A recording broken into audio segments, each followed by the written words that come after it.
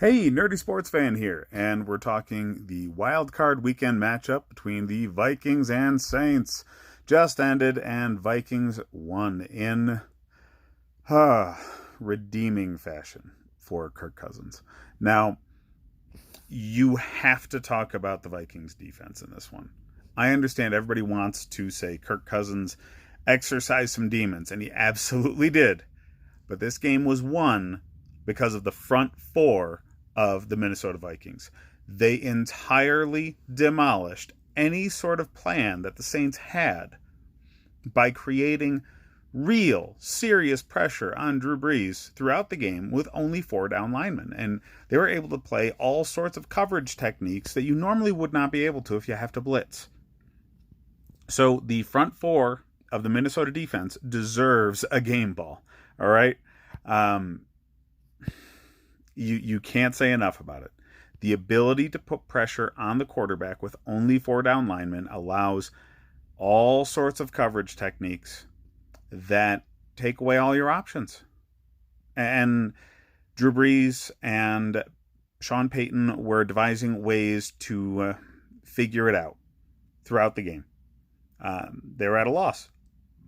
If it wasn't for Taysom Hill and the multiple looks that you can use with him, and he's a Swiss Army knife on the field. But if it wasn't for Taysom Hill, the Saints offense wouldn't have been able to produce anything during regulation. He's the lead blocker on a touchdown run from Kamara. He throws a 50-yard bomb to set them up earlier in the game. He's everywhere. Okay? And his plays were all wildly successful. And almost nothing else. Okay. There's going to be a lot of conversation about finally moving on from older quarterbacks after these playoffs. Because, yeah, Drew Brees and Tom Brady can get you there. They absolutely can. But they've lost enough in key areas to make them liabilities. So now defenses are attacking those weaknesses for those older quarterbacks. They really do need just a fantastic offensive line that holds up under all sorts of pressure in order to be effective. And the younger quarterbacks coming into the league right now don't need that kind of protection in order to produce. So that's a conversation to be had. And especially with the effectiveness that Taysom Hill had in this game, you have to wonder as a Saints fan, is the Drew Brees era coming to an end? Much like people have been talking about Tom Brady this entire season. Drew Brees is also 40, okay? So that's going to have to be a talk. With how good Bridgewater did earlier in the season and with how much they depended on Taysom Hill to be their offense in this game, that Brees conversation has to happen.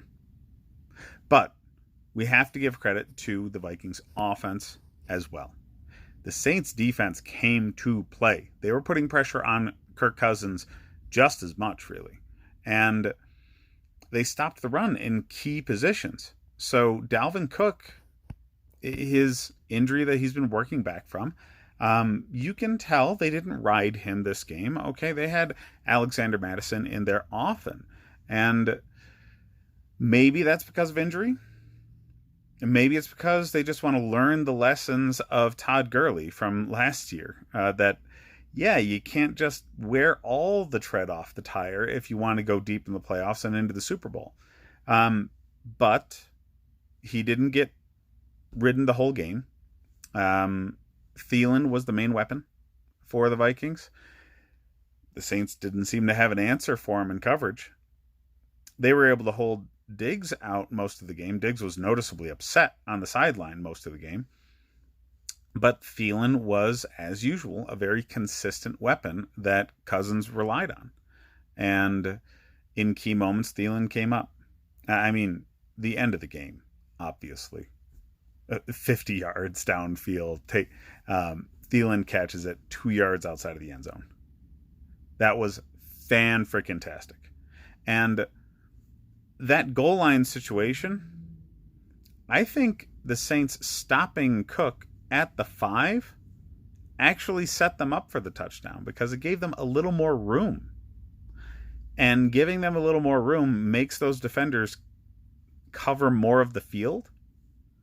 So, yeah, just getting a big body into the corner is an easier thing to do because the person covering you has to cover you from the line of scrimmage.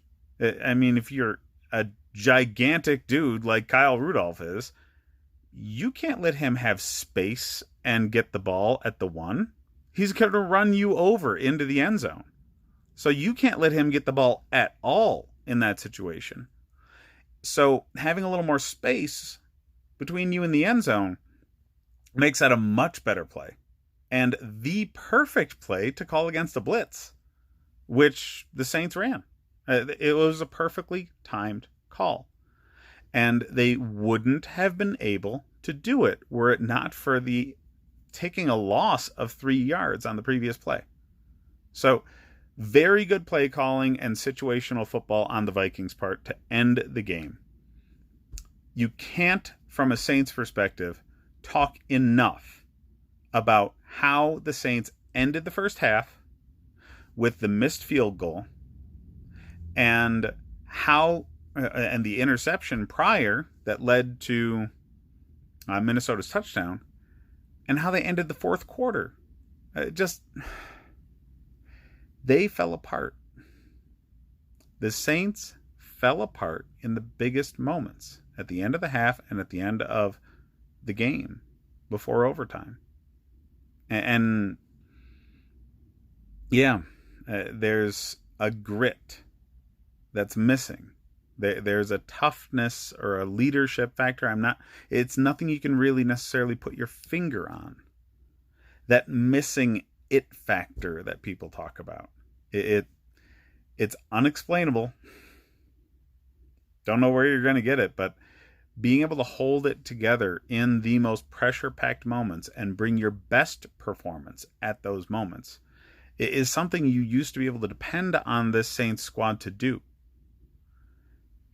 Doesn't seem to be the case, at least not in this game. The Vikings took a page out of the Atlanta Falcons book and executed to perfection. The Vikings are not a perfectly built team. There's no perfectly built team. The Saints were close, really. But the Vikings had exactly the right game plan. The Saints didn't have an answer for it. And here we go. Not many people expected this. I didn't. I did not expect the Vikings to win this. But kudos to the Vikings. Kudos to Kirk Cousins for finally getting this particular monkey off his back. And yeah, I'm excited to see the Vikings moving on to the playoffs. They're a well-built team with a fantastic defense. And defenses getting deep into the playoffs, good defenses getting deep, is always dangerous. Always. Yeah, I'll be very interested to see how this front four lines up going into the next round. We'll find out who they're playing soon enough. And congrats again, Vikings fans. Hey, like and subscribe if you enjoy the content. I've got post-game videos for yesterday's games, and I'm going to have another post-game video later on today. We'll see you next time.